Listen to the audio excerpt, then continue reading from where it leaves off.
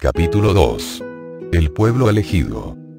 Durante más de 1000 años, los judíos habían esperado la venida del Salvador.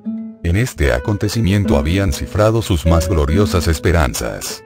En cantos y profecías, en los ritos del templo y en las oraciones familiares, habían engastado su nombre. Y sin embargo, cuando vino, no le conocieron. El amado del cielo fue para ellos como raíz de tierra seca, sin parecer en él ni hermosura. Y no vieron en él belleza que lo hiciera deseable a sus ojos. A lo suyo vino, y los suyos no le recibieron.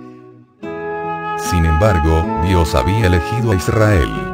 Lo había llamado para conservar entre los hombres el conocimiento de su ley, así como los símbolos y las profecías que señalaban al Salvador.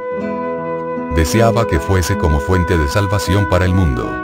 Como Abraham en la tierra donde peregrinó, José en Egipto y Daniel en la corte de Babilonia, había de ser el pueblo hebreo entre las naciones. Debía revelar a Dios ante los hombres. En el llamamiento dirigido a Abraham, el Señor había dicho: Bendecirte, y serás bendición, y serán benditas en ti todas las familias de la tierra. La misma enseñanza fue repetida por los profetas. Aun después que Israel había sido asolado por la guerra y el cautiverio, recibió esta promesa. Y será el residuo de Jacob en medio de muchos pueblos, como el rocío de Jehová, como las lluvias sobre la hierba, las cuales no esperan varón, ni aguardan a hijos de hombres. Acerca del templo de Jerusalén, el Señor declaró por medio de Isaías: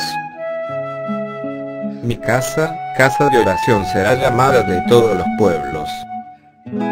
Pero los israelitas cifraron sus esperanzas en la grandeza mundanal. Desde el tiempo en que entraron en la tierra de Canaán, se apartaron de los mandamientos de Dios y siguieron los caminos de los paganos. En vano Dios les mandaba advertencias por sus profetas. En vano sufrieron el castigo de la opresión pagana.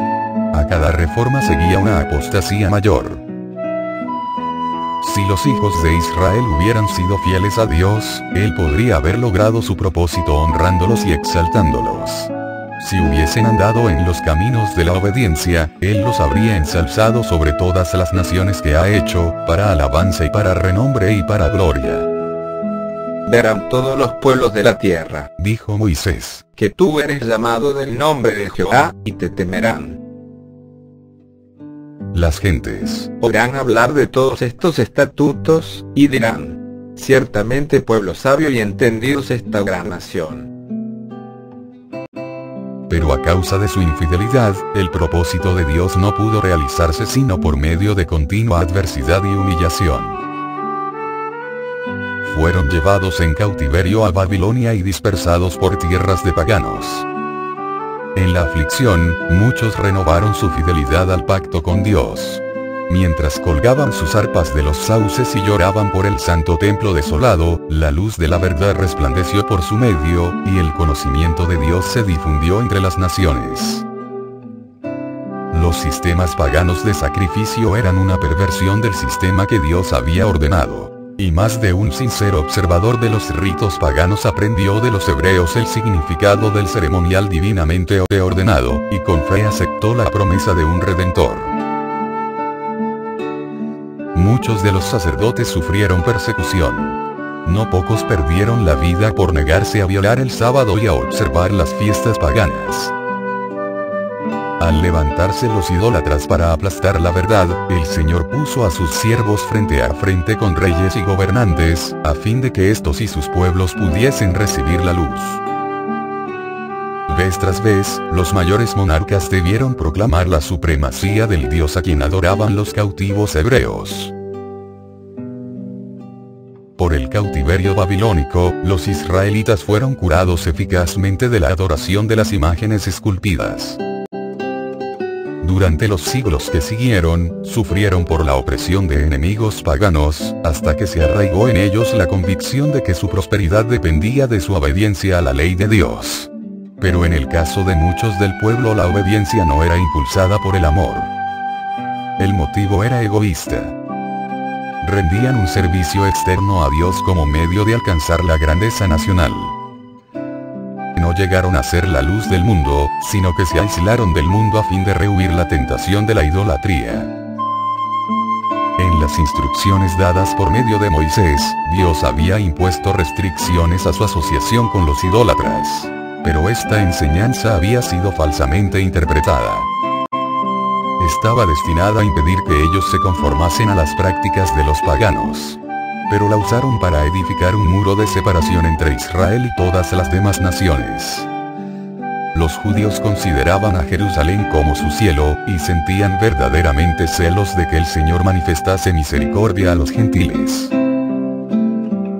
Después de regresar de Babilonia, dedicaron mucha atención a la instrucción religiosa. Por todo el país, se erigieron sinagogas, en las cuales los sacerdotes y escribas explicaban la ley. Y se establecieron escuelas donde se profesaba enseñar los principios de la justicia, juntamente con las artes y las ciencias. Pero estos dos medios se corrompieron. Durante el cautiverio, muchos del pueblo habían recibido ideas y costumbres paganas, y éstas penetraron en su ceremonial religioso. En muchas cosas, se conformaban a las prácticas de los idólatras. Al apartarse de Dios, los judíos perdieron de vista mucho de lo que enseñaba el ritual. Este ritual había sido instituido por Cristo mismo. En todas sus partes, era un símbolo de Él. Y había estado lleno de vitalidad y hermosura espiritual. Pero los judíos perdieron la vida espiritual de sus ceremonias, y se aferraron a las formas muertas. Confiaban en los sacrificios y los ritos mismos, en vez de confiar en aquel a quien estos señalaban. A fin de reemplazar lo que habían perdido, los sacerdotes y rabinos multiplicaron los requerimientos de su invención. Y cuanto más rígidos se volvían, tanto menos del amor de Dios manifestaban. Medían su santidad por la multitud de sus ceremonias, mientras que su corazón estaba lleno de orgullo e hipocresía. Con todas sus minuciosas y gravosas órdenes, era imposible guardar la ley. Los que deseaban servir a Dios, y trataban de observar los preceptos rabínicos, luchaban bajo una pesada carga. No podían hallar descanso de las acusaciones de una conciencia perturbada. Así Satanás obraba para desalentar al pueblo, para rebajar su concepto del carácter de Dios y para hacer despreciar la fe de Israel. Esperaba demostrar lo que había sostenido cuando se reveló en el cielo, a saber, que los requerimientos de Dios eran injustos, y no podían ser obedecidos.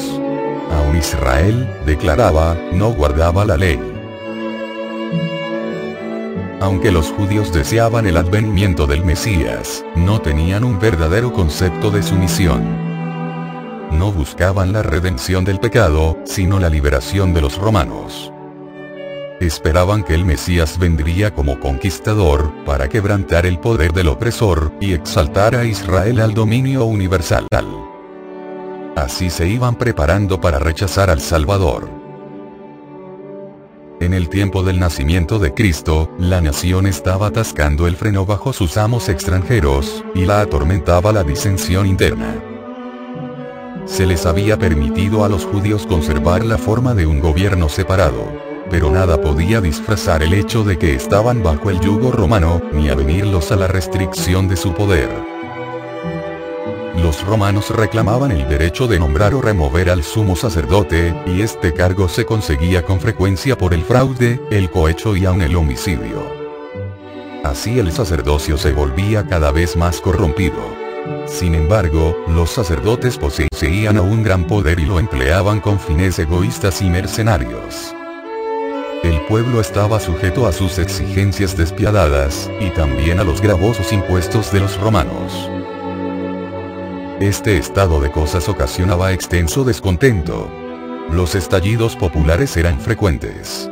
La codicia y la violencia, la desconfianza y la apatía espiritual, estaban royendo el corazón mismo de la nación.